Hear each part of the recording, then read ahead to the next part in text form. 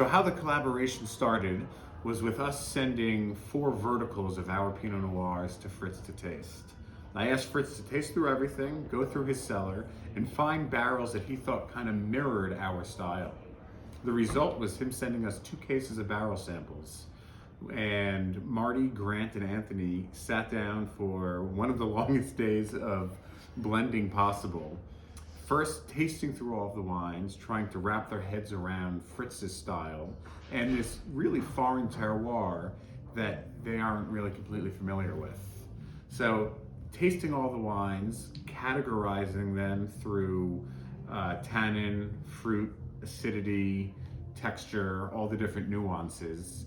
Grant, Anthony, and Marty were then able to find cores to put together, and then they started to build the wines out from there. The terroirs and climates between the Willamette Valley and the Pfalz, the Middle Pfalz, where Fritz's winery is, are different but similar. We have all volcanic soils, he has all limestone soils. Both have gentle rolling hills and a generally cool climate. With that, Fritz tends to play with a lot of whole cluster, the same way Grant does at Flanor Wines, but does it in an extremely different way. We're focusing on the entire whole cluster being put into the fermentation tank, where Fritz is destemming all of the fruit, layering it like a lasagna method inside of the fermentation tanks.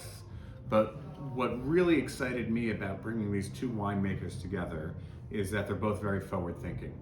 Each vintage, they are using a variety of fermentation tanks, aging vessels, coopers from various countries, different regions within France. And the end result is finding the signature of either the Pfalz or the Willamette Valley, but really putting their own spin on it and always trying to improve upon that each year.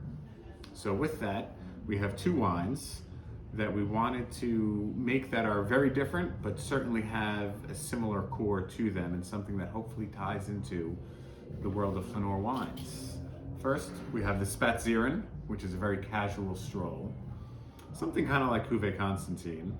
And then we have the Flanieren, which is the more noble saunter in honor of the Flanor putting on their best clothing, going for a really long walk with no destination.